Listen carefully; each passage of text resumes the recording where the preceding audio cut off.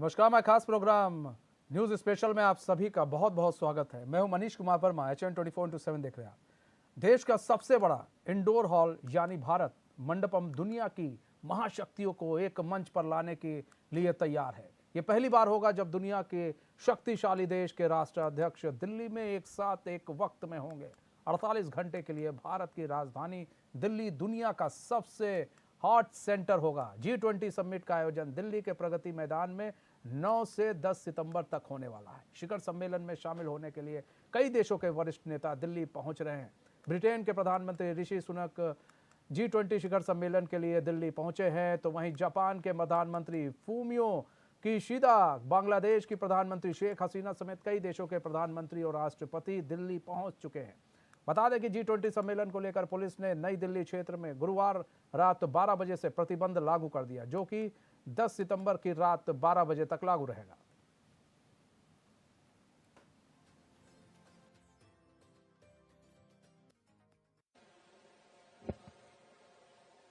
Let me share some of the priorities which the finance-related work handled during the course of the presidency. Under the leadership of our Prime Minister, Shri Narendra Modi, the focus and the vision of India G20 presidency has been to bring focus to the global discourse, to issues which make a difference to people's lives, lead to actionable, decidable, sustainable and inclusive growth, and empower the global growth. Keeping that vision in mind, the priorities which were set and endorsed by finance ministers and governors in February in their first meeting in Bangalore, some of them were how to strengthen multilateral development banks for challenges of 21st century. G20 जो विश्व की 80% सक्षम और सशक्त और पूरे जो वित्त को संभालने वाली है, वह 20 देशों के जो आज G20 में आ रहे हैं, उनका भी भारत साधु समाज देवभूमि उत्तराखंड से हार्दिक अभिनंदन और स्वागत करता है। और भगवान से ये प्रार्थना भी करते हैं हम भारत साधु समाज की ओर से कि यशस्वी प्रधानमंत्री आज जैसे पूरे विश्व में अपनी छवि को एक अवतारी पुरुष के रूप में मना रहे हैं, तो आने वाले समय में ऐसे ही महान व्यक्ति हमारे आने वाले समय में राष्ट्रपति पद को भी सुशोभित करके पूरे विश्व का मार्गदर्शन करे, ऐसी ये मेरी मंगल कामना है। हमारी संवाददाता सीमा गुप्ता जुड़ चुकी हैं लाइव। सीमा, G20 सम्मेलन को लेकर जो तैयारी थी वो तो पूरी कर ली गई है, चप्पे चप्पे पर पुलिस है सीमा, और साथ में कई राष्ट्राध्यक्ष जो है वो धीरे धीरे अब वो आ रहे हैं। आप भी पीछे खड़ी हैं। वसुधैव कुटुंबकम के तर्ज पर हमारा पूरा ये G20 सम्मेलन होगा। हम जानना चाहेंगे कि अभी किस तरह से जितने राष्ट्रीय अध्यक्ष हैं वो आ रहे हैं, किस तरह की तैयारियां हैं और फिर आगे क्या कुछ होने वाला है। जी मनीष, आपको बता दें कि G20 को लेकर जिस तरह से तैयारियां की गई हैं, दिल्ली को एक दुल्हन की तरह से सजाया गया है, क्योंकि इसमें सारे ही देश यहाँ पर लगभग 20 देश यहाँ पर पहुँचने वाले हैं और सारे ही अपनी अपनी अच्छी एक पोजीशन रखते हैं। सब देशों के जो राष्ट्रीय अध्यक्ष हैं सब लोग दिल्ली पहुँचेंगे और पहली बार भारत को G20 की मेजबानी करने का मौका मिला है। तो भारत अपनी पूरी ताकत लगा रहा है कि यहाँ आने वाले अतिथियों को किसी भी प्रकार की कोई असुविधा ना हो, उनकी सुविधाओं का विशेष ध्यान रखा जा रहा है। G20 में शामिल होने वाले सभी राष्ट्रीय अध्यक्षों के लिए बहुत अच्छी व्यवस्थाएं की गई हैं। जी मनीष। अच्छा, एक चीज और भी देखा जाए कि जो अपनी संस्कृति है, जो अपना कल्चर है भारत का, वो भी दिखाने की पूरी कोशिश की जा रही है कि जो विदेशी मेहमान आए वो भारत की संस्कृति को समझे, भारत के कल्चर को समझे। और एक चीज और भी देखा गया कि दिल्ली हो चाहे कहीं क्यों ना हो, वहां पर पूरे जो एरिया है वहां पर भारतीय कल्चर को दर्शाने की कोशिश की गई है। हर एक चीज़ बताने की कोशिश की गई है। बापू की भी छवि दिखाने की कोशिश की गई है कि बापू ने हमारे लिए क्या किया।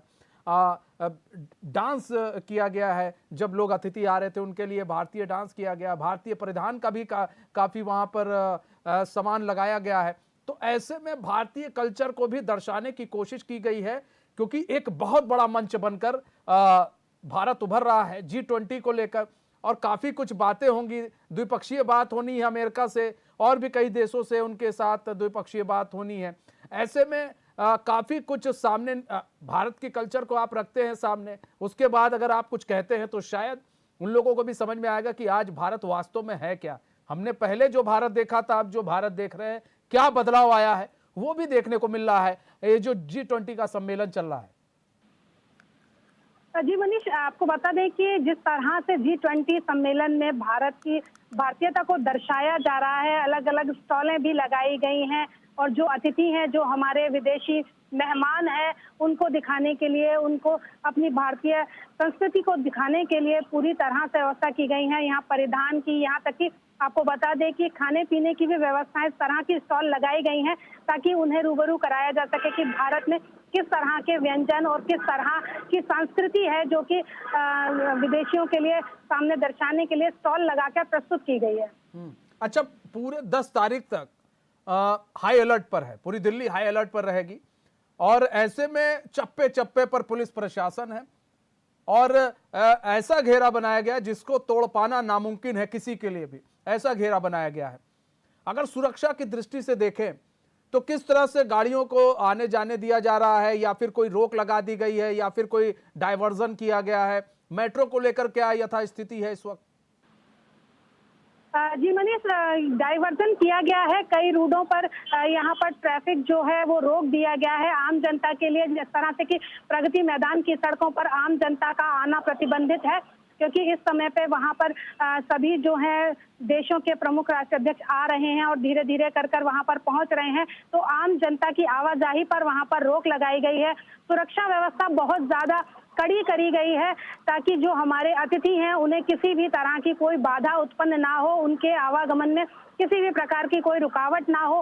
भारी माल वाहन जो है उन्हें पूरी तरह से प्रतिबंधित किया गया है। इन रूटों पर वो नहीं चलेंगे, सिर्फ प्राइवेट गाड़ियां ही चल पाएंगी। बात करें अगर मेट्रो की, तो मेट्रो को भी जिस समय पर हमारे अतिथियों का आवागमन होगा उस समय पर कुछ देर के लिए आम जनता के लिए रोक दिया जाएगा।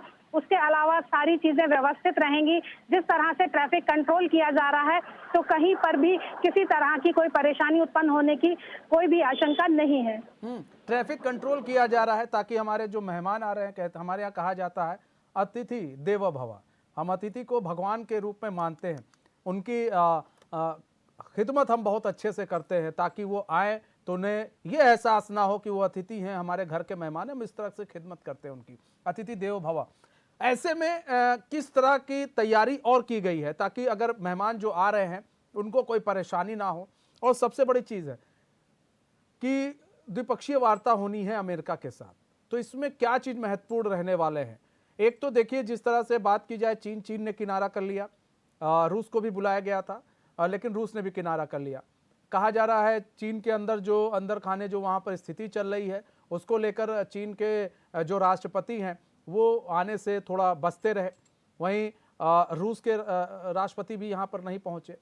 लेकिन ऐसे में अगर बात की जाए अमेरिका के साथ जो द्विपक्षीय वार्ता होगा, कहीं ना कहीं उस पर भी सबकी नजर रहने वाली है। जी मनीष, जिस तरह से यहाँ वार्ता होनी है और चीन और रूस ने आने से इनकार कर दिया है, इस सम्मेलन में शामिल होने से उन्होंने मना कर दिया है, लेकिन अमेरिका वहीं एक अच्छे प्रभाव के साथ यहाँ आ रहा है। उसने भारत की मेजबानी को स्वीकार किया है और यहाँ आकर वार्ता करने के लिए वो तैयार है। तो इससे लगता है कि कहीं ना कहीं हमारे संबंध बहुत ही ज्यादा सुगम हो जाएंगे अमेरिका के साथ, जिस तरह की वार्ता हमारे यहाँ होने वाली है।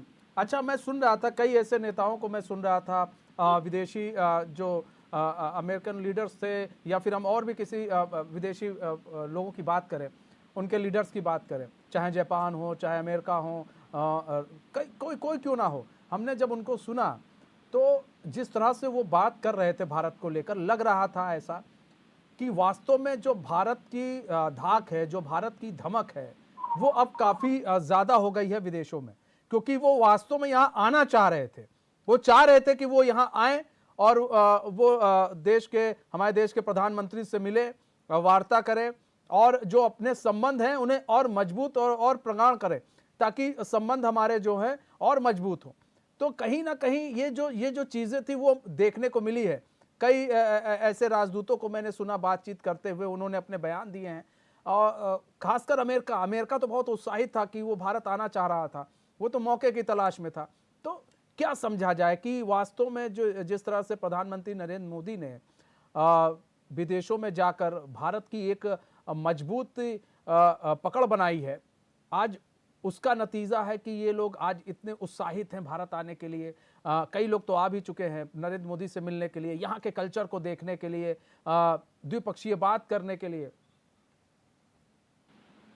जी मनीष, जिस तरह से हमारे देश के प्रधानमंत्री नरेंद्र मोदी ने जगह जगह जाकर, अलग अलग देशों में जाकर लोगों से बातचीत की है, वहाँ के जो अध्यक्ष हैं उनसे बातचीत की है और भारत को प्रस्तुत किया है, उससे कहीं ना कहीं लोगों में भारत आने की जिज्ञासा जागी है।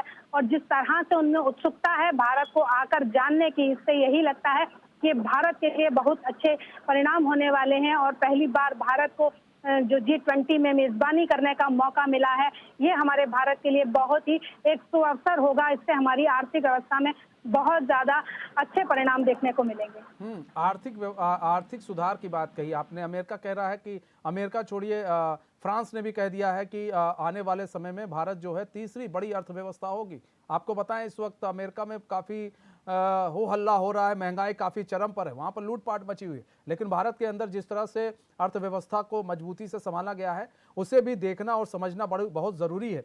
आपको बता दें कि अभी जो भारत की अर्थव्यवस्था है, अगर फ्रांस कह रहा है कि देखिए बहुत जल्दी तीसरी अर्थव्यवस्था भारत बन जाएगी, जो कि खुद जद्दोजहद कर रहे हैं जो विदेशी लोग हैं कि हमारे यहाँ की अर्थव्यवस्था अच्छी हो जाए। लेकिन अगर दूसरे देश की तारीफ कर रहे हैं तो ये समझना बहुत जरूरी है कि भारत किस तरह से आगे बढ़ रहा है।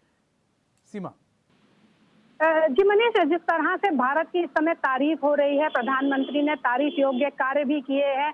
हमारा जो देश है वो, आपने सही कहा कि आगामी समय में तीसरे नंबर पर आ जाएगा आर्थिक व्यवस्था सुधारने में। जिस तरह से लॉकडाउन के बाद हमारी अर्थव्यवस्था बिगड़ी थी, लेकिन वही प्रधानमंत्री ने इसे बहुत अच्छी तरह से संभाला गया था। माननीय मोदी जी ने जिस तरह से यहाँ की आर्थिक व्यवस्था को संभाला है, तो कहीं ना कहीं ये प्रशंसनीय है और देश भी इसकी प्रशंसा में लगे हुए हैं कि जिस तरह से मोदी जी द्वारा यहाँ की आर्थिक जो स्थिति है उसे संभाला गया है। तो बहुत जल्द ही हम, ये चीज दूर नहीं है कि हम तीसरे नंबर पर होंगे।